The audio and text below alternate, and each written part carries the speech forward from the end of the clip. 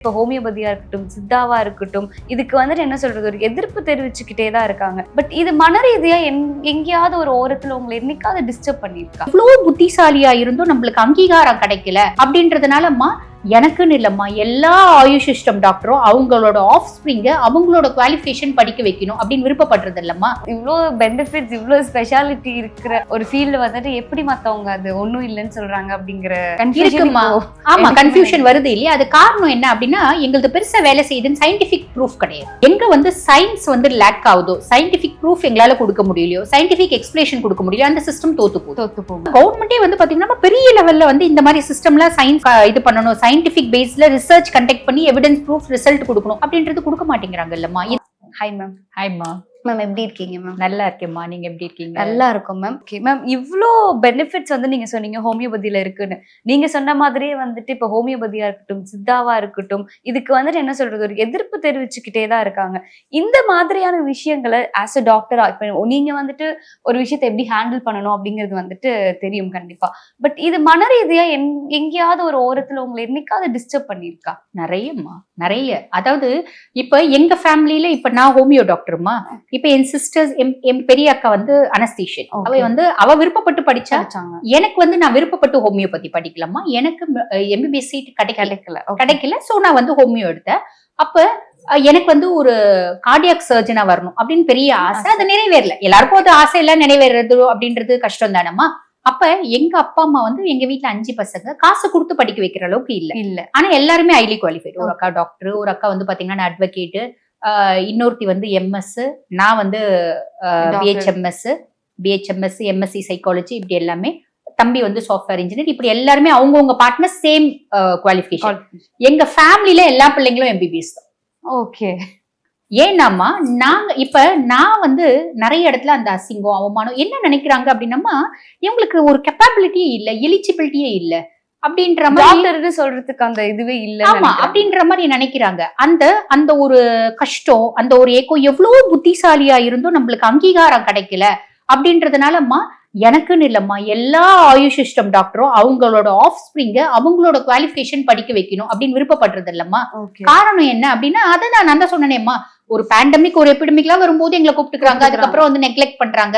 இந்த நெக்லெக்ஷன் நம்மளோட போட்டோம், பிள்ளைங்களுக்கு வேண்டாம் அப்படின்ற மாதிரி நாங்க நினைக்கிறோம். அதுல ஒரு நியாயமும் இருக்குதானம்மா. ஆனா நாங்க ஹோமியோபதியை பத்தி நிறைய விழிப்புணர்வு கொடுத்துட்டே தான் இருக்கோம். ஆனா எங்க ஃபேமிலில எல்லாருமே டாக்டர்ஸ், எல்லாருமே எம்பிபிஎஸ் டாக்டர். இல்ல இப்பதான் ஃபர்ஸ்ட் இயர் படிக்கிற பிள்ளைங்க எல்லாம் ஃபர்ஸ்ட் இயர் சேர்ந்து இருக்குங்க. இப்ப நான் எங்க அக்காவை சொல்ல முடியாது இல்ல, நீ ஹோமியோ படிக்க வை அப்படின்னு.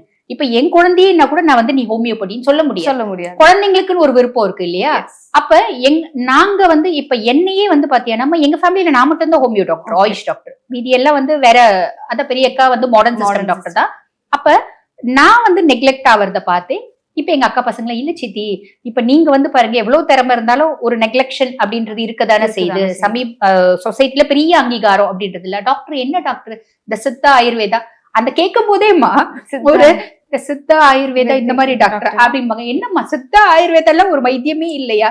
அப்ப அந்த நெக்லெக்ஷன்னால எங்களோட அடுத்த ஜெனரேஷன்ஸ் பாத்தீங்கன்னா இந்த வேண்டாம் அப்படின்னு சொல்லி அவங்களே முடிவு பண்ணிக்கிறாங்க. நாங்க முடிவு பண்றது அப்படின்றது இல்ல. இது பாருங்கம்மா, அந்த மாதிரி எல்லாம் பேசுறாங்க அப்படின்னா கடுமையா பேசக்கூடாது அப்படின்றது கவர்மெண்ட் எடுக்கணும். ஒரு பொண்ணு தெரியாம எதையோ சொல்லிடுச்சு, நுங்கு சாப்பிட்டா பிரெஸ்ட் டெவலப் ஆகும் அப்படின்னு சொல்லிட்டு அந்த பொண்ணை போய் எத்தனை நெட்டிசன்கள் உருட்டுனாங்க. ஒரு சிஸ்டமே இத்தனை பேர், இத்தனை டாக்டர்ஸ் பேசியிருக்காங்க, அந்த நெட்டிசன்களுக்கு எல்லாம் இத்தனை பேர் தெரியலையா இல்லையாம்மா? இங்க இப்ப இந்த மாதிரி நாங்களும் பாத்தீங்கன்னா, நான் தான் சொன்னேன், சேம் புக்ஸ் தான், சேம் புக்ஸ், மெடிசன் மட்டும் தான் வேற. இப்போ ஹோமியோபதினா சேம். எங்களோட வைத்திய முறைகளும் பாத்தீங்கன்னா, இப்போ ஒரு கர்ப்பப்பை ரிலேட்டட் ப்ராப்ளம் அப்படின்னா ஸ்கேன் எடுப்போம், இன்வெஸ்டிகேஷன் எல்லாமே சேம். அப்ப எப்படி நாங்க டாக்டர் இல்லாம போனோம்? அப்போ ஒரு 5 வருஷம் சித்தா படிச்சுட்டு வந்த டாக்டர் எப்படி டாக்டர் இல்லாம போனாங்க? எத்தனையோ வருஷத்துக்கு முன்னாடி சித்தர்கள், அதுலயும் ஒரு டாக்டர் சொன்னாங்கம்மா, பல 100 வருடங்களுக்கு முன்னாடி, பல 1000 வருடங்களுக்கு முன்னாடி எழுதி வச்ச புத்தகத்து பேஸ்லயே அவங்க வாழ்ந்துட்டு இருக்காங்க. புதுசா கண்டுபிடிப்பே எதுவும் இல்ல. அப்ப புதுசா நேத்து ஒரு கொரோனா ஊசி கண்டுபிடிச்சிங்க, நாளைக்கு அந்த கொரோனா ஊசி போடாதீங்க அப்படின்னீங்க. அந்த மாதிரி அதாவது என்ன சொல்றது, ஒவ்வொரு நேரம் ஒவ்வொரு ரிசல்ட் தரக்கூடிய புது கண்டுபிடிப்பை விட பழமை வரவேற்கக்கூடியதா தானே இருந்துச்சு. கண்டிப்பா. சோ இந்த மாதிரி எங்க சிஸ்டம் இல்லம்மா, பொதுவாவே இந்த ஆயுஷ் சிஸ்டம் எல்லாத்துலயுமே பாத்தீங்கன்னா மனம் சார்ந்த பிரச்சனைகளுக்கு அப்படின்றது வைத்திய முறைகள் இருக்கதான் செய்யுது.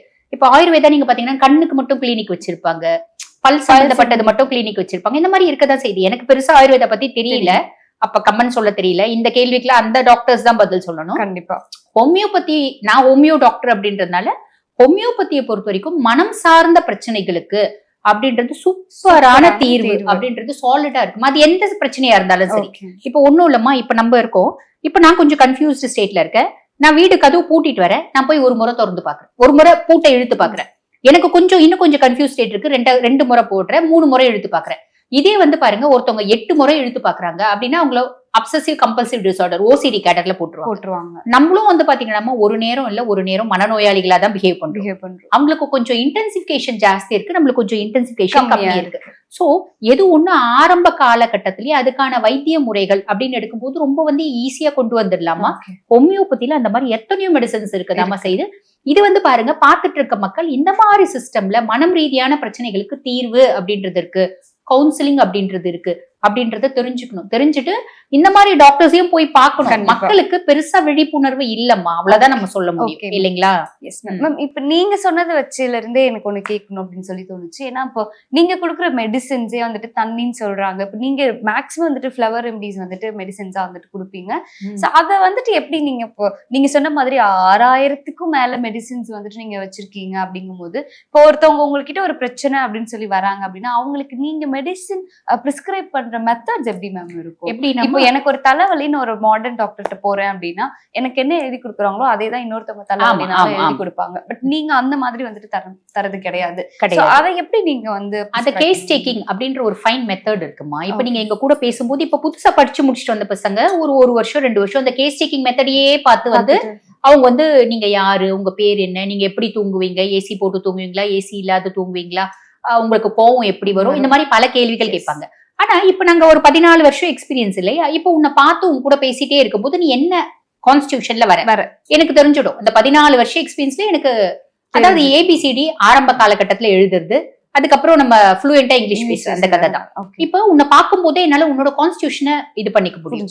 நீ ரொம்ப போல்டான பொண்ணு, பிரேவான பொண்ணு, உனக்கு என்ன ரெமெடி, உனக்கு தலைவலியா தூக்கி போடு ஒரு தலைவலி, அந்த தலைவலிக்கான மாத்திரை. இப்ப இதே ஒரு பொண்ணு, அந்த பொண்ணு இருக்கு, அந்த பொண்ணு வந்து பாருங்க பல்செட்ல கான்ஸ்டிடியூஷன். இப்ப அந்த பொண்ணு பல்செட்ல கான்ஸ்டிடியூஷன் அப்படின்னா ரொம்ப சாஃப்டான பொண்ணு, ஏதாவது அதட்டி பேசினா அழுதுரும். அந்த மாதிரி இந்த பொண்ணு வந்து இப்ப முன்னாடி அழுதுலாம் கிடையாது. ஆனா அந்த பொண்ணை பார்க்கும்போது அந்த பொண்ணு பல்செட்ல கான்ஸ்டிடியூஷன் அப்படின்றோம் இல்லைங்களா. அந்த மாதிரி நம்மளோட எக்ஸ்பீரியன்ஸை பேஸ் பண்ணி உங்க கூட நான் பேசுறேன்னு வச்சுக்கோமா, உங்ககிட்ட 10 நிமிஷம் நான் பேசுறேன், நீ யாரு, உன்னோட கான்ஸ்டிடியூஷன் என்ன, உனக்கு எந்த மெடிசன் பக்காவா ஒர்க் அவுட் ஆகும், நான் வந்து டிசைட் பண்ணிவிட அந்த மெடிசன் கொடுத்துருவீங்க. புரியுதுங்களா? அந்த மாதிரி உன்னோட கான்ஸ்டிடியூஷனல் மெடிசன் அப்படின்றது சூப்பர் டூப்பரா வேலை செய்யும். Okay ma'am. இதெல்லாம் வந்து பாத்தீங்கன்னா எந்த சிஸ்டமே இல்லாத ஒரு ஸ்பெஷாலிட்டி ஹோமியோல இருக்குது அப்படின்னு சொல்லலாம். ஓகே, இவ்ளோ பெனிஃபிட்ஸ், இவ்ளோ ஸ்பெஷாலிட்டி இருக்கிற ஒரு ஃபீல்ட்ல வந்துட்டு எப்படி மத்தவங்க அது ஒண்ணும் இல்லைன்னு சொல்றாங்க அப்படிங்கிற கன்ஃபியூஷன். ஆமா, கன்ஃபியூஷன் வருது இல்லையா. அது காரணம் என்ன அப்படின்னா, எங்களுக்கு பெருசா வேலை செய்யுதுன்னு சயின்டிபிக் ப்ரூஃப் கிடையாது. ஓகே, இதுதான் விஷயம். அதாவது எங்க வந்து சயின்ஸ் வந்து லேக் ஆகுதோ, சயின்டிபிக் ப்ரூஃப் எங்களால கொடுக்க முடியலையோ, சயின்டிபிக் எக்ஸ்பிளேஷன் கொடுக்க முடியல, அந்த சிஸ்டம் தோத்து போகும். அதுதான் விஷயம். இப்ப எங்க சிஸ்டம்ல வந்து பெரிய லெவல்ல வந்து வராததுக்கு ரீசன் என்ன அப்படின்னா, எங்களால பெருசா சயின்டிபிக் ஒரு ப்ரூஃப் அப்படின்றது கொடுக்க முடியல. பேஷண்ட் நல்லா இருக்காங்க, காமிக்க முடியுது. பேஷண்ட் எப்படி நல்லா இருக்காங்க, என்ன பேசிஸ்ல நல்லா இருக்காங்க, எந்த விதத்துல இந்த மெடிசன் ஆக்ட் பண்ணுது, பெரிய லெவல்ல ஒரு ரிசர்ச் எக்ஸ்பிளனேஷன்ஸ் வந்து கொடுக்க முடியல. இப்ப கவர்மெண்டே வந்து பாத்தீங்கன்னா பெரிய லெவல்ல வந்து இந்த மாதிரி சிஸ்டம்ல சயின்ஸ் இது பண்ணணும், சயின்டிபிக் பேஸ்ல ரிசர்ச் கண்டக்ட் பண்ணி எவிடன்ஸ் ப்ரூஃப் ரிசல்ட் கொடுக்கணும் அப்படின்றது கொடுக்க மாட்டேங்கிறாங்க இல்லம்மா. இது ஒரு தனிப்பட்ட இந்த விரல்ல வந்து சத்தம் வருமா? சத்தம் வராது. ஒண்ணு இத்தனை தட்டணும், இல்லைன்னா இதாவது தட்டணும், அப்பதான் சத்தம்ன்றது வரும். அவங்களுக்கு அங்க ஃபுல் சப்போர்ட் இருக்கு, எங்களுக்கு அங்க சப்போர்ட் இல்ல, அதுதான் பிரச்சனை அப்படின்னு சொல்லலாமா. கண்டிப்பா மேம், உங்க ஃபீல்ட்ல இருக்கிற எவ்வளவு பெனிஃபிட்ஸ் வந்துட்டு சொல்லியிருக்கீங்க. கண்டிப்பா இப்போ இது என்ன சொல்றது, மக்கள் கிட்ட ஒரு அவேர்னஸ் வீடியோவா வந்துட்டு போய் சேரும் அப்படின்னு சொல்லி நினைக்கிறோம். அவேர்னஸ் வீடியோவா சேரும்மா. இதுலயும் கீழே ஒரு சிலர் கமெண்ட் போடுவாங்க, இவங்க குடும்பத்திலேயே யாரும் வந்து BHMS இல்லையா அப்படின்னு. என் குழந்தை இல்ல, என் குழந்தை படிக்கிறான்னு போது நான் இதான் சஜஸ்ட் பண்ணுவேன். என் குழந்தை படிக்கிறான், எங்க அக்கா குழந்தை, தம்பி, அக்கா குழந்தை, அண்ணன் குழந்தை எல்லாம் இருக்கும்போது அவங்கள நம்ம இன்சிஸ்ட் பண்ண முடியாது இல்லம்மா.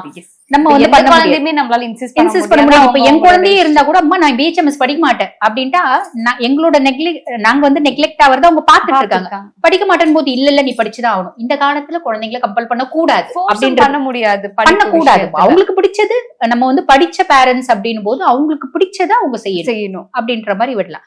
இப்ப அப்படியும் சில கமெண்ட் போடுவாங்க, இவங்க குடும்பத்திலேயே எல்லாம் MBBS அப்படின்னு. அதுக்கு என்னமா பண்ண முடியும்? அவங்கவுங்க விருப்பம், அவங்கவுங்க பேரண்ட்ஸ், என் கூட பிறந்தவங்க பெரிய எனக்கு மேல 3 பேர் இருக்காங்க. 3 பேரும் வந்து பாத்தீங்கன்னா பிள்ளைங்க எல்லாரும் first year second year MBBS, okay. எல்லாருமே டாக்டர்ஸ். கண்டிப்பா நீங்க சொன்ன மாதிரி கமெண்ட் செக்ஷனும் வந்துட்டு சொல்லிட்டே தான் இருப்பாங்க. நம்ம என்ன நல்லது கொடுத்தாலும் அதுக்கு கீழே ஒரு குறைய கண்டுபிடிக்கிறதுக்கு நிறைய கிரிட்டிக்ஸ் தான் வந்துட்டு நம்மள சுத்தி இருக்காங்க. But it's okay. பட் இது இருக்கிற பெனிஃபிட்ஸ் தெரியாத நிறைய பேருக்கு வந்துட்டு இந்த ஒரு வீடியோ, ஒரு அவேர்னஸ் வீடியோவா போய் சேரும் அப்படின்னு சொல்லி நினைக்கிறோம். ஹோமியோபதி பத்தி தெரியாத நிறைய பேருக்கு வந்துட்டு நீங்க என்ன சொல்றது, ரொம்ப புரியுற மாதிரியான ஒரு எக்ஸ்பிளனேஷன் வந்துட்டு கொடுத்தீங்க ma'am. Thank you so much ma'am. நன்றி.